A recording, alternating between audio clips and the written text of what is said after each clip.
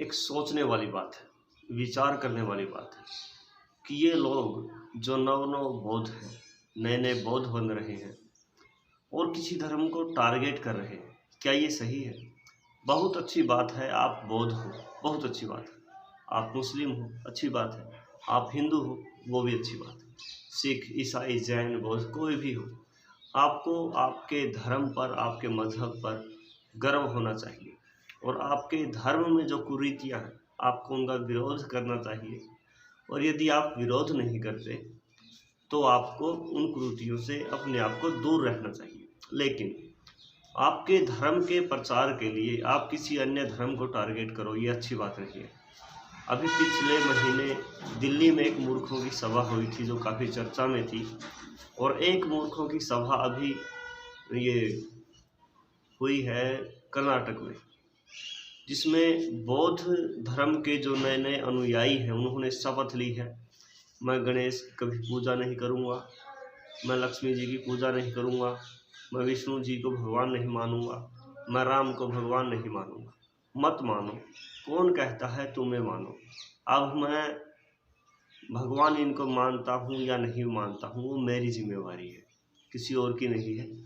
अब मैं बौद्ध में आस्था, बौद्ध धर्म में, जैन में, सिख में, मुस्लिम में या ईसाई में मैं आस्था रखता हूँ या नहीं रखता हूँ, ये मेरा विषय है। लेकिन समस्या जब खड़ी हो जाती है जब मैं अपने धर्म को उजागर करने के लिए किसी और धर्म के जो है निम्न स्तर पे ले आऊँ, किसी और धर्म के प्रति गलत बोलना शुरू कर दूँ। आप बौद्ध धर्म के अंदर बहुत अच्छाइयाँ हैं, बहुत सारी अच्छाइयाँ हैं, उनका प्रचार करो, ना कि किसी और धर्म के प्रति दुष्प्रचार। ये गलत बात है। अभी आपको सोचना चाहिए, जिस धर्म के विरुद्ध आप बोल रहे हो आपकी उत्पत्ति वहीं से हुई है। जिस धर्म के विरुद्ध आप बोल रहे हो महात्मा बुद्ध की उत्पत्ति वहीं से हुई है। जिन राजपूतों को, ब्राह्मणों को, क्षत्रियों को, वैश्यों को आप टारगेट बना रहे हो, आपके जो महात्मा बुद्ध हैं वो भी एक क्षत्रिय थे, उनके पिता क्षत्रिय थे। और क्या वो ये आतंक चाहते थे जो भीम आर्मी के नाम पर, जो बौद्ध धर्म के नाम पर आप आतंक मचाने की ख्वाहिश में घूम रहे हो, क्या वो चाहते थे? महात्मा बुद्ध यदि शक्ति के इतने लालची होते, धन के, संपदा के इतने लालची होते, तो क्या वो एक बरगद के नीचे बैठ कर, पीपल के पेड़ के नीचे बैठ करके, किसी पेड़ के नीचे बैठ करके अध्यात्म ध्यान योग के अंदर जाते? तो आप खुद विचार करो, आप विचार करो, आप धर्म के विरुद्ध बोल रहे हो, तो महात्मा बुद्ध किस देवी देवता के ध्यान में बैठे थे? कभी विचार किया आपने? अगर सनातन पाखंड है, विष्णु भगवान पाखंड है, लक्ष्मी जी पाखंड है, गौरी गणेश पाखंड है, तो क्यों महात्मा बुद्ध किसी ईश्वर की उस प्राप्ति के लिए जो है बैठे हुए थे ध्यान मुद्रा में? आखिर महात्मा बुद्ध ने क्या प्राप्त किया? कभी विचार किया?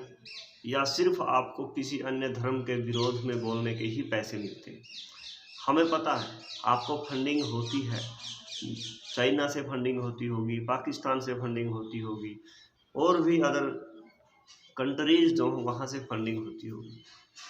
लो आप उनसे पैसे, बहुत अच्छी बात है, अपना घर चमकाओ, अपने घर बनाओ, भारत में बड़ी बड़ी इमारतें बनाओ आप, और कंपनियां चलाओ, फैक्ट्रियां चलाओ, आपके समाज के, आपके जाति के, आपके बौद्ध जो हैं उनको रोजगार दो, हमें मत दो, उनको दे दो, सबको रोजगार दो, ऐसा करो ना।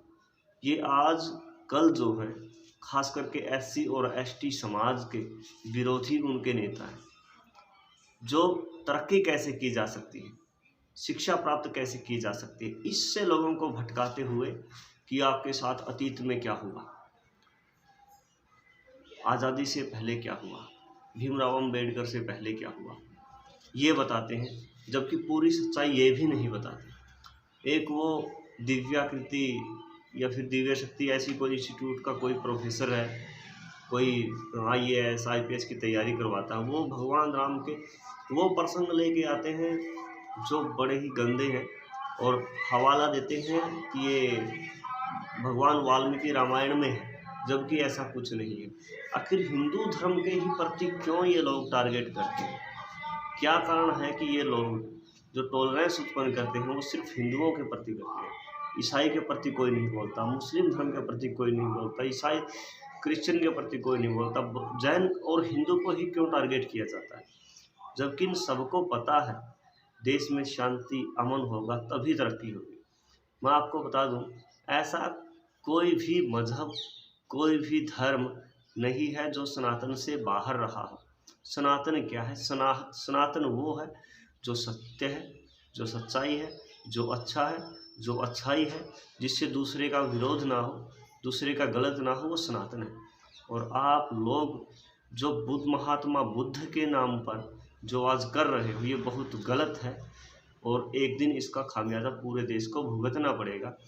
और ये सरकारें भारतीय जनता पार्टी की हो या कांग्रेस की हो, सोचने वाली बात है, ये कर क्या रही हैं, आखिर ऐसा क्यों कर रही है, बोलती तक नहीं क्यों? क्या ये चाहती हैं कि देश में गृह युद्ध हो? और पिछले 8 या 9 साल से मैं आपको बता दूं, भारतीय जनता पार्टी को एक नाम दिया गया था कि एंटी मुस्लिम पार्टी है, और आज एक पार्टी तैयार हो रही है एंटी हिंदू। हिंदुओं के विरोध में सभी पार्टियां खड़ी हो चुकी है, कांग्रेस हो, आम आदमी पार्टी हो और एक ये नवविरोध। जबकि बीजेपी का जो रवैया था वो थी एंटी मुस्लिम, वो अपनी विचारधारा को छोड़ चुकी है, वो वसुधैव कुटुंब की तरफ आ रही है। और जो अन्य पार्टियां हैं वो बीजेपी की चाल पर, जैसे पहले बीजेपी एंटी मुस्लिम होकर के केंद्र में सरकार बनाई थी और अब जमी हुई है वहीं पर वसुधैव कुटुंबकम की रीति को लेकर के, वैसे ही आज जो है कांग्रेस और आम आदमी पार्टी चाहती है कि हम भी एंटी हिंदू होकर के सरकार में आ सकते हैं। ये इनका वहम है। ये जो भी नेता जो भी शपथ लेते हैं, कभी हिंदू विरोधी, कभी मुस्लिम विरोधी, कभी सिख विरोधी, कभी जैन विरोधी, तो कभी ईसाई विरोधी, इन नेताओं का आम जनता को विरोध करना चाहिए और इनके विरोध में खड़ा होना चाहिए, रैलियां निकालनी चाहिए, तभी जो है हम कुछ कर सकते हैं। ये जो ठेकेदार हैं, इनके घर देखो, बड़े बड़ी फंडिंग होती है इनको, इनके बड़े बड़े महल हैं, घर हैं, अथाह संपत्ति के ये मालिक हैं। तो इन सब से जो है बचने के लिए हमें देश की एकता बहुत ज़रूरी है और हमें विरोध करना चाहिए इन लोगों का जो किसी भी धर्म का विरोध करते हैं। इन्हीं शब्दों के साथ नमस्कार, वंदे मातरम, जय सिया राम, जय गौ माता।